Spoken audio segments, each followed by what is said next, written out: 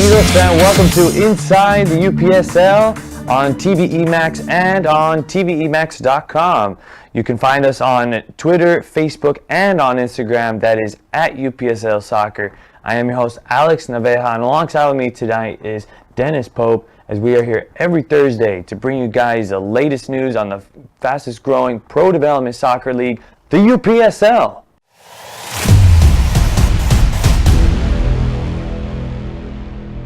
As we welcome you all into Off the Top, where we bring in the top 3 latest stories in lower division soccer.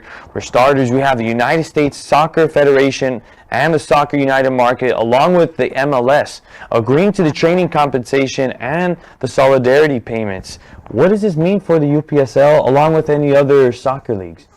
So the idea now is that United States Soccer Federation and Major League Soccer are going to conform to the rest of the world's standard when it comes down to training compensation and solidarity payments. Those two things. Training compensation means that the teams that or the clubs that players have played for previously, they get compensated as they go from a certain age point. So if a player signs for a big European club, that European club pays shares to each of those previous training clubs. Solidarity payments work a little bit differently, and the verbiage on that's a little different, but it's the same concept. Is the teams that you've played for previously get compensated for their training of you. And so Major League Soccer, up into this point, their first 22 years, they've ignored this. It's a FIFA mandate that all professional clubs should have to do this, but the United States Soccer Federation has danced around this forever, trying to avoid having to pay solidarity payments. But as the league grows and more players come up through their academy system, they're beginning to lose those players to Europe and other places and not being able to get compensated back for the work that they've done with those players. And so I think that the thinking has turned a little bit. They're willing to now invest as well as in order to receive, those payments in return. What does it mean for the UPSL clubs? Really nothing. This is only a United States Soccer Federation MLS agreement. Teams and clubs in other leagues like the USL or the NPSL or the UPSL aren't really affiliated with any of that. So is this a first step, towards maybe something for those lower division leagues who do cultivate players? Maybe, but as it stands right now, it's just for Major League Soccer teams and their academies. So nothing positive going on just yet? Not really for the lower division clubs, and that's where this deal has drawn a little bit of criticism. What does it mean for the rest of American soccer? Because it's a vast community out there aside from just Major League Soccer. So, what does it mean for a team like Milwaukee Bavarian, who brings kids up through their, youth academy, and then they move on eventually, play college and do whatever else? Do they now have the opportunity to be compensated? Time will tell on that, but it's going to be probably several legal fights to get to that point. Mm-hmm. So some big things happening up as far as the professional soccer, and unfortunately things... It's big news. It's big news nationally, and it might change the scope of how players are trained going forward, but there's nothing definitive yet for UPSL clubs yet, no. And moving on, we do have the Florida Soccer Soldiers, who seems to always make their way into the news. They just managed to get a win 1-0 against the Red Force FC. Do you think, how memorable is this matchup going to be for these two? Well, for a regular season match, this was a real classic. It was a Tuesday night special down there in Florida last night at Tropical Park Stadium, and it was an incredible match to watch. Red Force had an opportunity to score a goal early, and let me strike that, turn it.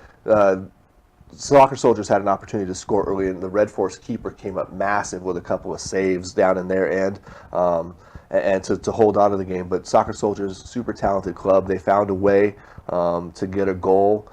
I think it was in the second half, and sort of put the game on its head and pull away at the end. Red Force had been unbeaten to that point this season, and Soccer Soldiers, because of qualifying for the U.S. Open Cup and a couple other things, hadn't played very many matches. So this is a significant win for them in the league season. This could mean the difference going forward between finishing in that top spot and having to play your way into a playoff or something. So, significant, yes. And I think the scoreline suggests this is going to be a good rivalry for some time. These are really two of the best teams in Florida, period. Is the Florida Soccer Soldiers going to be a team that you got to really keep an eye out on in Florida? For sure, they're still going. They got a game in a couple of weeks in the U.S. Open Cup first round, and I think they're right there, in challenging for the Florida South Division again. They were right there last season. I think they lost in the playoff to Miami Suns, so they're always right there. They were national finalists 2 seasons ago, so they're definitely a team that you're gonna have to keep your eyeball on. Mm-hmm. So our final news that we got to cover as the Waza Flow joining the UPSL and going to the Detroit's oldest professional soccer club, and they're going to be added to the Midwest. But their first matchup is going to be against the BIH Grand Rapids this Saturday. Is this going to make them an instant contender in the Midwest? They have a lot of talent, Waza Flow does. They've been an indoor major arena and professional arena soccer league team for some time, about 10 years. I think they came around in 2008 was their founding year. They're owned by the Scaluna brothers. They're a couple of kind of eccentric guys with long red hair. But they put a fun product out, and they've really been able to build the club. They have a youth academy called Waza FC that's based in Michigan, the Detroit area, but they also have a satellite in New York, and they also run a couple of academies in Africa. So they're all over the place, and they've built several professional teams now. They got the PASL, the MASL2. They have a women's team, and they play in both men's and women's amateur leagues there locally. So they're really a well-rounded club, and like I said, they've provided a lot of talented players so far for other UPSL teams. Recently, especially last season, a lot of Waza Flow players ended up playing spring season soccer in the UPSL, but now they're hoping to bring some of that talent back in and produce it through Waza Flow and sort of, create their outdoor setup going forward in the UPSL. So now they'll have a major arena soccer league team, they'll have a UPSL outdoor team, and they'll have a full youth academy. So they should be able to really round out what it means to be a full soccer club there in the Detroit area. Mm-hmm. So this is a really good team that has done an excellent job expanding and just really trying to go to different parts of the world and really getting, as you said, the youth academies and doing that extension. And Detroit's a hotspot for soccer in the United States right now. Detroit City FC is one of the most notable lower division teams. They play in the MPSL Pro. They'll be in an MPSL Founders Cup team. And so there's a lot of talk about, is Detroit maybe an MLS potential site at some point, with this new expansion that they're doing. That sort of remains to be seen, but Detroit is being thrown around a lot in soccer circles. So to put Waza Flow into the UPSL from Detroit and kind of get that going as a full, the East Division of the Midwest Conference is all Michigan teams now, basically. And so that's a massive step. The UPSL is now sort of taking over the state of Michigan, which before had been sort of a Great Plains sort of upper Midwest only situation, but now they're really affiliated with the UPSL and things are pushing forward for them locally. So having Waza Flow is a big name that should carry some momentum for that division going forward. Mm-hmm.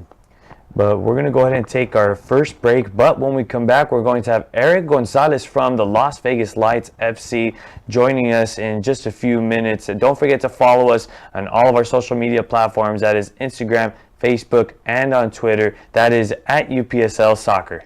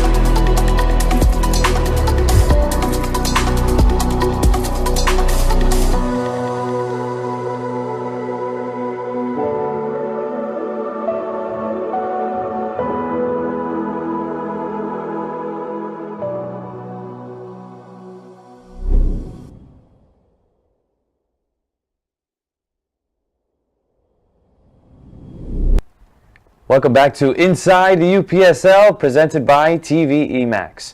And now we'd like to welcome in Eric Gonzalez into the show. Eric, how are you doing tonight? I'm doing very well. I just wanted to thank you guys for, having me tonight. It's a great honor to be here. Let's get this started.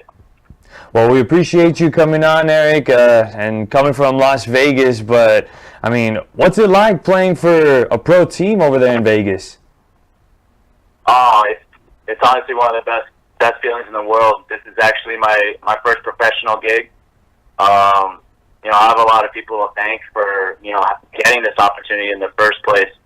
And to be here in Vegas and probably, if not the entertainment capital of the world, and being able to play for a professional soccer team there, it's truly an amazing feeling. Can't tell you how much I value the fans that we even have here. At home games, we registered 8,000, 9,000 fans, and coming from an amateur league of maybe getting 20, maybe even 30 fans, we're getting all those numbers of fans. So it's really amazing feeling to be a part of this Las Vegas Lights team. Eric, this is Dennis Pope, Director of Communications for the UPSL. You were an all-county player in Riverside County growing up, and then you decided to go the college soccer route. Can you tell us a little bit about what your youth soccer days were like? Yeah, I played for Caribbean United. I started playing club actually when I was 6 years old. They didn't really have an age group for my age, so I had to play 2, sometimes even 3 years up. And so I played for Caribbean United up until I was probably about 13. And then from there I went to the LA Galaxy Academy when I was 13, 14, and I was playing with the U.S. Youth National Team from the U14, U15, and U17 age groups. So in the U14 and U15 age groups, I was still at the LA Galaxy Academy up until when I got to the U17 men's national team. I had an opportunity to move out to the U17 residency program in Bradenton, Florida. So I got to live there for a whole year, came back, continued playing with the LA Galaxy Academy, won the U16 National Academy Championship, and then from there I went to Chivas USA, played my last year of academy there, and then from there I was fortunate enough to get a scholarship to UC Riverside. And you played 4 full seasons at UC Riverside? Yes, that's correct. And what was your choices? What was your path after college? My path after college, honestly, I wanted to play professionally as soon as I got out. Made some tryouts here and there, but unfortunately I never got the call back, so I just ended up playing in MPSL with SoCal SC for 2 seasons. And then from there, I went to Cal United. Back then they were OC Invicta. Got to play with a lot of experience and a lot of former professional players there. Won a UPSL national title. And then, fortunately enough, I played with Riverside Chorus in MPSL. And from there, I went to Cal FC, and I got picked up from Cal FC. And what was that process like, going from Cal FC and playing in the U.S. Open Cup qualifiers to then getting the opportunity with Las Vegas Lights? Well, the opportunity, obviously, the head coach, Keith Costigan, I've known him since I was 14 when he was assistant coaching my LA Galaxy team, and he reached out to me after this past MPSL season when I was playing with Riverside Chorus that Cal FC was going to start again. He really liked me, to be a part of the team. It's just the only thing was that, Cal FC are based in Calabasas, and I was living in Corona, California at the time. So it would be a sacrifice to make the training, the games, all that type of stuff. And I figured, this was going to be a great setup for me to get good games, to get looked at potentially, play Open Cup. So, I made the sacrifice, going to Calabasas for trainings, be training at 8 p.m., so I'd have to leave probably like at 5:30, 5-ish to beat traffic, to make trainings, to make games on the weekends. So it was all a sacrifice, but it worked out. And in one of the Open Cup qualifier games, the head coach for Las Vegas Lights, Eric Winalda, was there at one of the games, and he scouted me and asked me to try out for the Las Vegas Lights, which I made the team from there. So what would you say, what role has the UPSL played in your ability to bounce back and try pro soccer again? The UPSL, it gave me a lot of competitive games. I was playing with Cal United, Cal SC, two great teams that I was fortunate enough to get good trainings from, get good games. That's what I was looking for, honestly, with a game. And the UPSL provided us with a lot of games. Every weekend I'd be playing, so, UPSL has benefited me a lot. And playing for Cal United and winning that national title in this last season, what has that done and what has that meant to your career and your professional growth? Well, the thing is, not many people could say they've won the UPSL national title. So obviously adding that to my resume definitely helped. And then, hopefully, making that transition into pro soccer, I had that under my belt. So, it all plays a part, winning that national title. Mm-hmm. I wanted to ask you, is the UPSL the future of soccer in America? I believe it is, because it's a very fast expanding league.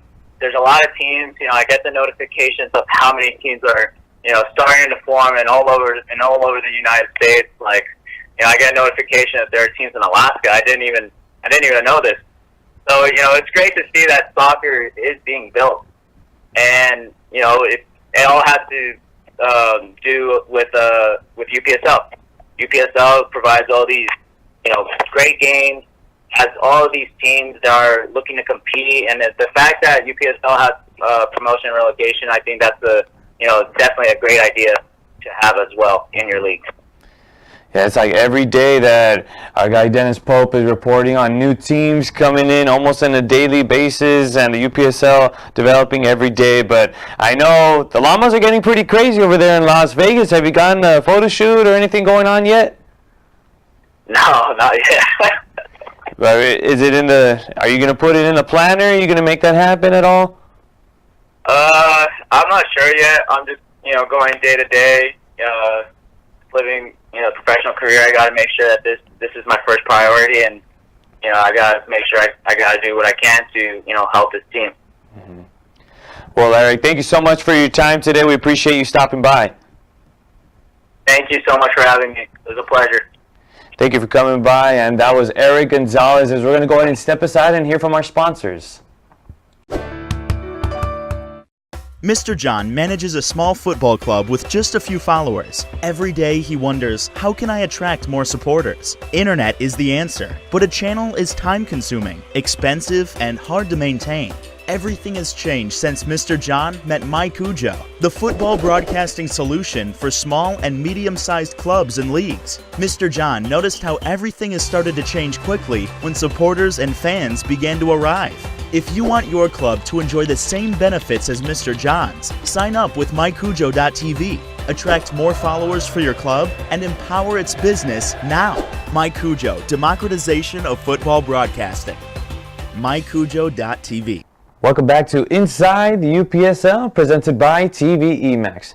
Here is the UPSL's Goals of the Week, presented by The Right Stuff.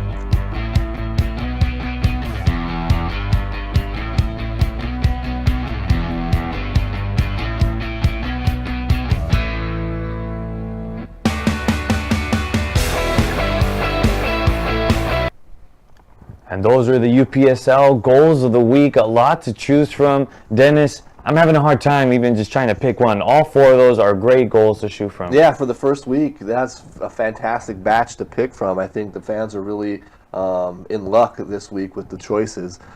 Some really, really cracking goals. 2 free kick goals. The goal from Port St. Lucie United's Ryan Jamai was a miraculous goal, and then the Lionside goal to hit it one time left-footed on the volley is just as sweet as it gets. So yeah, take your pick. Which one do you guys like the best? When's the poll end? The poll will end tonight at 11:59 p.m. So don't forget to vote because they're coming in pretty hot, I would say, and a lot of good choices here tonight. But I mean, if I had to choose and if I had an opportunity to vote, I would pick the Port St. Lucie's United goal. That was very, very good right there. Yep. Off balance, he's falling back and ends up getting a nice kick off and ends up making a goal right there. That's tough. Yeah, that's Ryan Jamai, Port St. Lucie, that fantastic goal.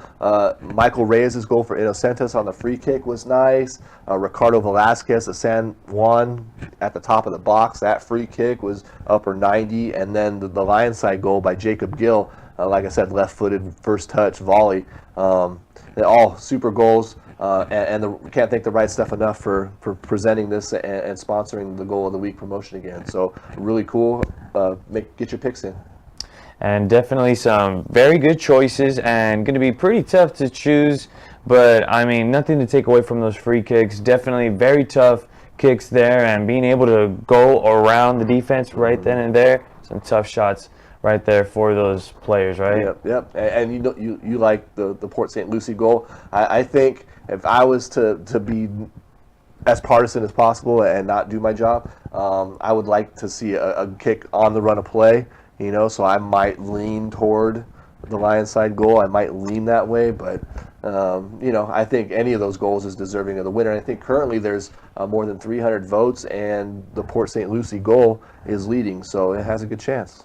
So the people have already spoken on the Port St. Lucie shot right then and there. Don't forget to get your polls in again and your votes. The voting will end tonight at 11:59 p.m. Make sure to get all of your votes in, and you can vote on Twitter. Just follow us on at UPSL Soccer, and we're going to take another break. But when we come back, it'll be time for us to swing our way to the UPSL East Coast Swing.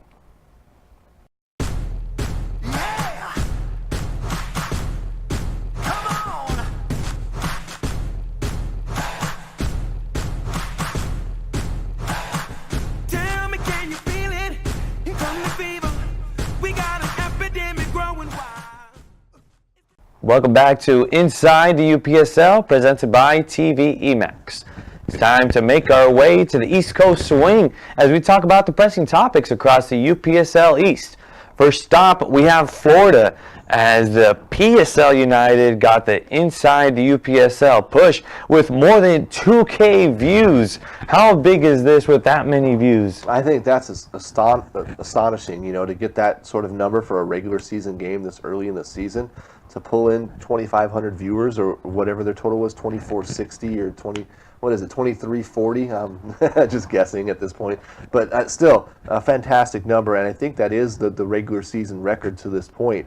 The championship game, the last fall season, brought in, I think we had 5K viewers for the championship game, something like that number. So it's not the all-time record for UPSL views on MyCujo, but it is a significant number. And it's their record to date this season, and they've just continued to steadily grow. They've had a couple of like 1,200s, 1,400s, and now they're peaking over $2,000. It's like, what is PSL United doing? Are they offering freebies for people that watch MyCujo? How are they bringing in these numbers that nobody else can bring?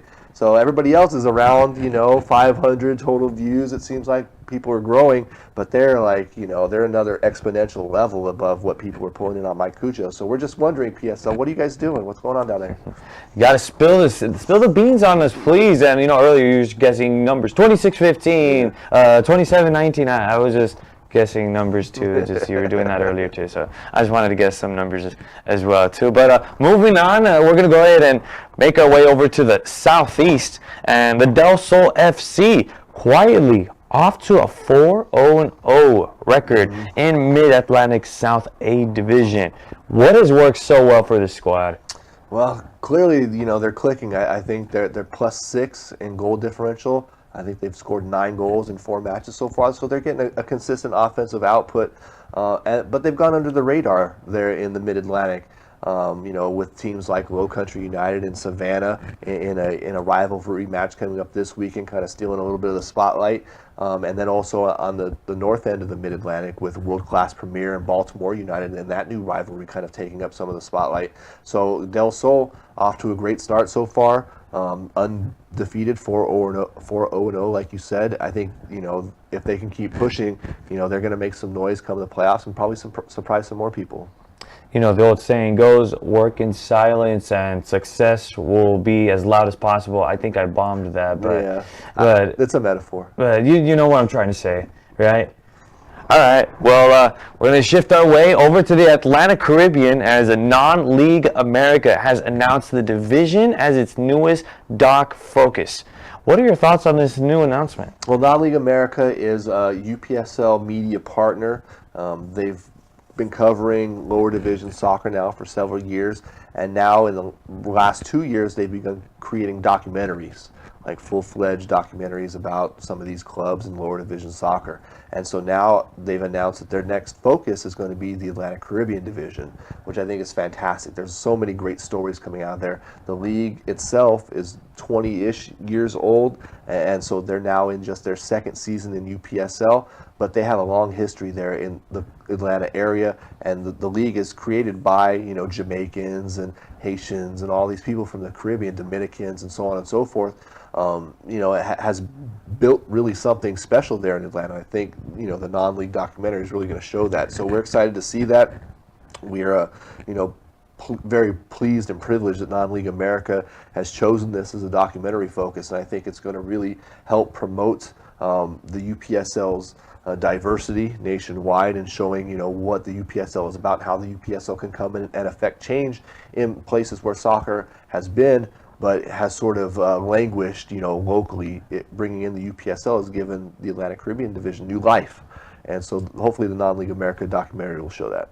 So would this be something like an E60 type of deal where it's just like where ESPN has their documentaries? Jamissa, she's the videographer and the director of these things. She has her own style, certainly, and I wouldn't really compare it to an ESPN 30 for 30 or anything like that, but she does bring in the interviews, she does show the highlights and packages it all, very nicely together. So it will be a very entertaining product, and I think it'll have its own style and it'll reflect the Atlanta Caribbean Division for sure. Mm-hmm. We'll have to look out for that documentary because I'm already pumped to watch it. Yeah, it's going to be a good one. Looking like some good stuff going over there in the Atlantic Caribbean. And now over to the Northeast. Please, Dennis, tell me, what is going on with the 2 tiers right now? Is it still a work in progress or what's going on? Maybe a little bit. I know that the Pro Premier tier has begun play already. And so I think they're pretty locked into the group of teams that they have going on there. Initially, for the past couple of months, it sort of looked like there was going to be 2 groups of championship second-tier teams, an American and a Patriot division, as it were, up there in the Northeast. But it looks more, as the weeks have gone on, that they're going to just have the 2-tier setup, just a Pro Premier and a single championship, and keep it that way for this season. But, that second tier has yet to begin play, so we're kind of still left wondering, what exactly is happening. What is the East Coast director Jim Matanakis, what does he have up his sleeve? What does he have in mind, for this season? I know in previous conversations that I've had with him, he was very keen on the idea of creating a very strong Pro Premier First Division UPSL in the Northeast and making that as strong as possible, and then that being able to be the springboard to show people, what's possible with promotion or relegation there in the Northeast. So I know that there's going to be 2 tiers of play. Will there be 2 divisions of the second tier? That's looking a little bit less likely, but there will be promotion and relegation there this spring season, heading into what will hopefully be a very strong fall season for the Northeast. Well, hopefully they get their act together. Still waiting for some action over in the Northeast.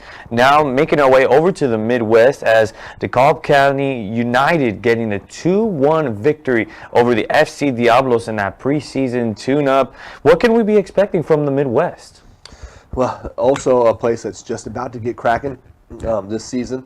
So I think DeKalb County playing a preseason friendly against FC Diablos, another new UPSL team, will sort of start to get the ball rolling there, and it should be a fun season for the Midwest.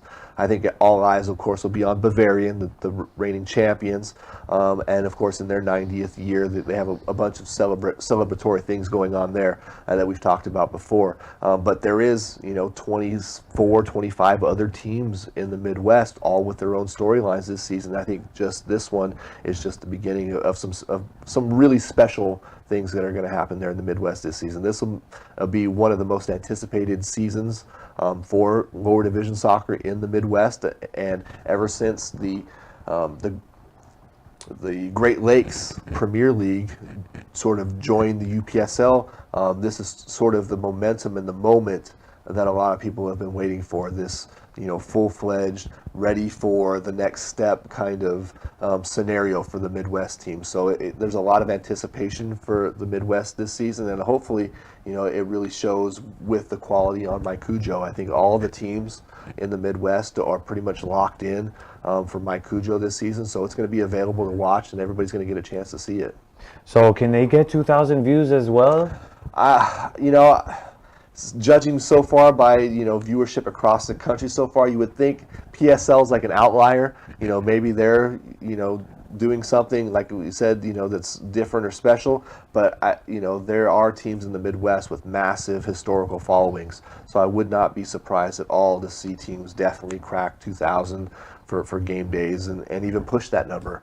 I wouldn't be surprised to see Bavarian in the heat of the summer, when things are really getting interesting for them, to start pulling in, a severe and, really important national audience into their games and pushing, even the UPSL record for My Cujo views potentially. They have that kind of following. So the potential is there, I think. Mm-hmm. So hopefully that potential can be able to help them out as far as viewership. But now, final stop over into the Central as the San Antonio Runners getting a 3-3 draw against the FC Waco, and the goal in the 90th minute. How big was this goal there? Tying it all up and avoiding a loss here in this one. Better a draw than a loss, right? Oh, of course. You always want to try and take at least a point from every match. But Reese Woolley comes up with a hat trick in this game, scores his third goal in the 90th minute to keep this game knotted at a draw. And these two teams, FC Waco and San Antonio Runners, right there at the top of the Heart Division. They're tied, I think, 3-0-1 with that draw each apiece. So right there, and I think that's the kind of competition and look that the league is going for. That we want teams battling at the top and battling at the bottom too, but to see this kind of back and forth game at the top really speaks volumes for the level there in the Heart Division, which is one of, if not the most competitive divisions in the Texas Central Conference. So to see this kind of result this early in the season means teams are ready for it. They want these kind of level of matches this early in the season, and the players are performing well. So it's an awesome sight to see. Yeah, Texas has a lot of talent over there, a lot of talented teams, a lot of talented players, and some big things coming their way, as that'll be the end of the UPSL East Coast Swing Tune. But coming up next, we'll say what's up to the UPSL West Side.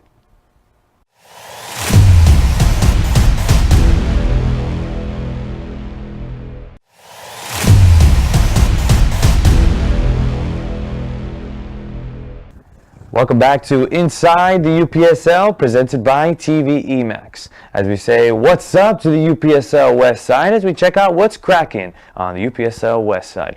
First stop, we have the Southwest, as the FC Grande has its preseason friendly at Albuquerque Sol FC postponed. Is this ever going to be rescheduled, or is this going to be it? Well, the Sol president came on Twitter and said it was unforeseen circumstances. And so who really knows what that means, but they're really, both teams are super close to the start of their season, and so I can't imagine them fitting this in any sort of reasonable schedule. And it's unfortunate. I mean, to be able to play a USL team for a UPSL club is a big deal. You're jumping up a couple of levels to try and take on quite a big difference in competition, and it would mean a lot to their program to be able to achieve this, and to have it canceled on Twitter is probably a big bummer for FC Grande and the Las Cruces community and their fans. and all the people that put in the hard work to try and make that happen. So, you know, how do they replace that experience? They really don't. They kind of just have to get up the next morning and move on and say, you know, what we tried, we almost made it happen. Maybe next time or maybe next year. And it's just kind of a, you know, to be able to build towards something and kind of create that opportunity for the players, and then have to go to everybody and say, hey, sorry, it's not going to happen. We really don't know why. It kind of, you know, leaves a kind of a bitter taste, I would think, in everybody's mouth a little bit. So it is a big bummer. A big bummer indeed there. But speaking of bummers, as we shift over to the mountain region, San Juan continuing to get the better end of Boise FC with another victory, 5-3. Does this ultimately say the statement and say we're the best team, we're San Juan, and we're the better team here in the mountain region? You know, this is a back and forth rivalry that's gone on now for, you know, 12 months at least between San Juan and Boise. And you know, to have this first game end San Juan's way again, I think it only speaks to San Juan's level at the moment, the quality of players that they're bringing in, and the fact that they're kind of in Boise's head a little bit maybe. So this matchup always brings a ton of goals. I mean, this game's brought about like 3-2 victories, 5-4 victories. This one I think was 5-3 in favor of San Juan. And when they play indoors especially, it seems like the goals just rack up. You know, when they play at San Juan's facility, there's just a ton of goals happening. So, you know, especially when they play in Salt Lake City, when they play San Juan, it seems like San Juan for sure is the favorite.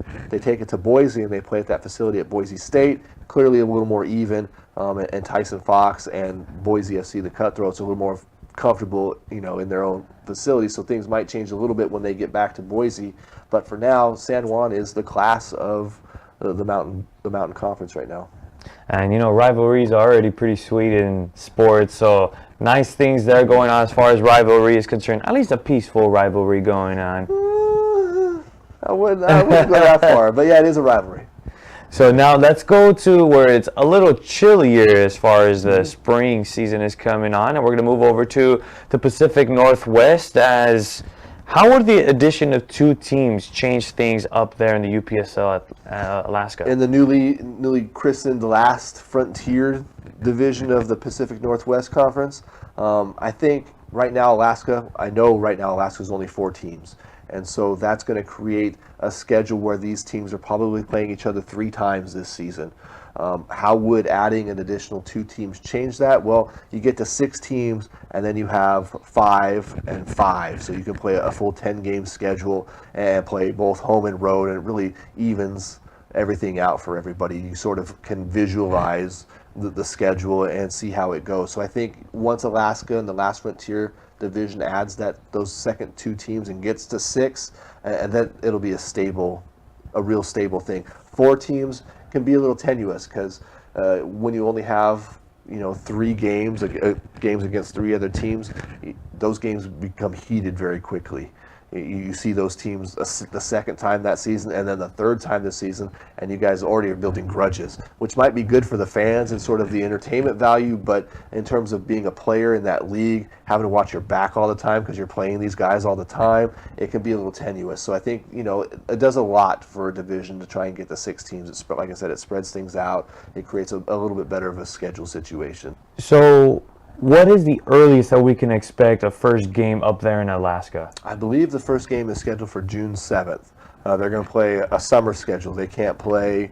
Now, there are some indoor facilities in Alaska that I'm aware of, but they want to try and make this an outdoor event for this season in Alaska. So June 7th is Arctic North versus the Rush, Alaska Rush.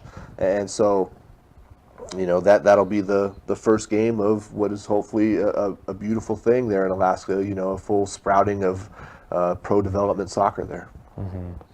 Now, players are going to want to play some indoors and want to bump up the heat, definitely, and they're getting a little tired of the cold up there in Alaska. I'm sure. But now let's move to where it's definitely much warmer over in NorCal, as the AFC Hearts San Francisco traveling over to Contra Costa FC for a marquee matchup.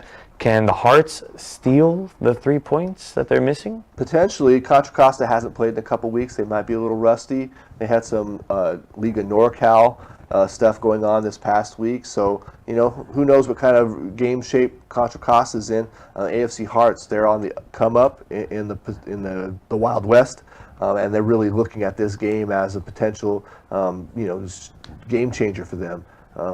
I think AFC Hearts is wanting very badly to do well this season. They struggled a little bit in their first season, and I think they have some better pieces in place this season. So they look at this game against Contra Costa as a milestone, perhaps game, to at least a gauging game for them to see where they are, because Contra Costa has clearly proven to everybody in the UPSL already by their performances so far that they're probably the team to beat there. Mm-hmm. So if AFC Hearts can pull 3 points in that game, it'll put them in a much better situation going forward, of course, and sort of give everybody a look at Contra Costa and say, hey, maybe they are beatable.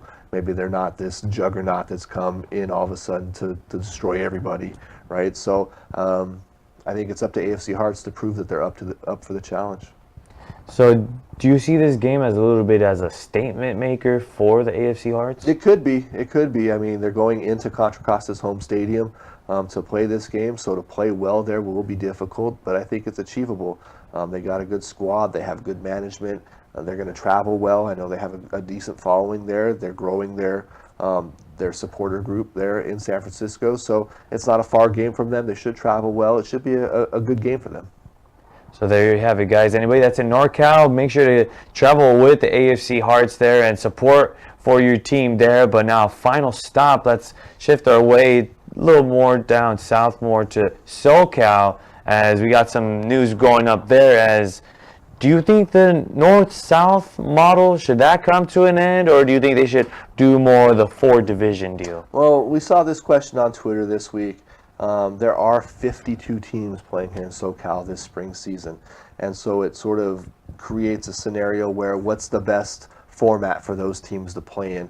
It was suggested that perhaps the UPSL, ditch the sort of north-south SoCal model that currently exists and create 4 tiers. So there's the Pro Premier, the Championship, the League One, and then an unnamed 4th tier for these teams, because I think people really want to see the matchups in SoCal, the Cal FC versus Santa Ana Winds game, the Newcastle versus LA Wolves, and so on and so forth. And you can't really get those until the playoffs potentially. And if not, they'll be a one-off. They'll match up for one time, and that'll be it for the season. So I think, people really want to see the best teams in SoCal playing each other every season, and we're not getting that this season. So, there is an idea out there to sort of scrap what's already begun here in SoCal, which is a relatively new idea to begin with, this north-south division. It just started this last season as a way to sort of, I don't know if it was a way to minimize travel for teams so much, because SoCal is a really, accessible region. It's not far to get to one place to the other, really. And so why separate them into north and south, I think, is a question in people's minds. But there is just so many teams here that we have to build some sort of situation that's equitable for everybody. So that was the situation that was created. Will it get to the point where it is obvious that you need to have, the top tier teams in SoCal, the Cal FCs and so on and so forth playing in that tier, and so it sort of builds excitement for the division and the league, maybe. But right now I think everybody's sort of happy with how the situation is going. I haven't heard any complaints from the teams about their particular situations in their divisions yet. So I think this is more of a fan-based, supporter-based sort of idealistic way of looking at the SoCal division and trying to find a way to get those best matchups every season. Right now it's just not happening. There's too many teams. It may come to the point where in the future there is a 4th tier in Southern California. Who knows? I'm sure it's actually not that far away when you think about it. I mean, the UPSL is growing so fast. It wasn't that long ago that there was only 1 tier, right? And so, now that there's 3 already, it only makes sense that there potentially be a 4th one at some point.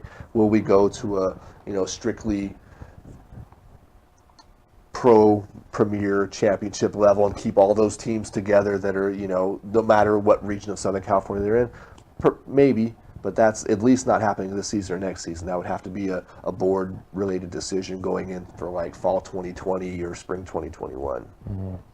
why not listen to the people and get what they want? I mean, the SoCal soccer pretty hot down here, and a lot of talented teams, a lot of talented players down here in SoCal. But that's going to be it for here in the UPSL What's Up. But when we come back, we'll go ahead and have our final thoughts and our final goodbyes. Don't forget to follow us on all of our social media platforms, on Instagram, Facebook, and on Twitter. That is at UPSL Soccer.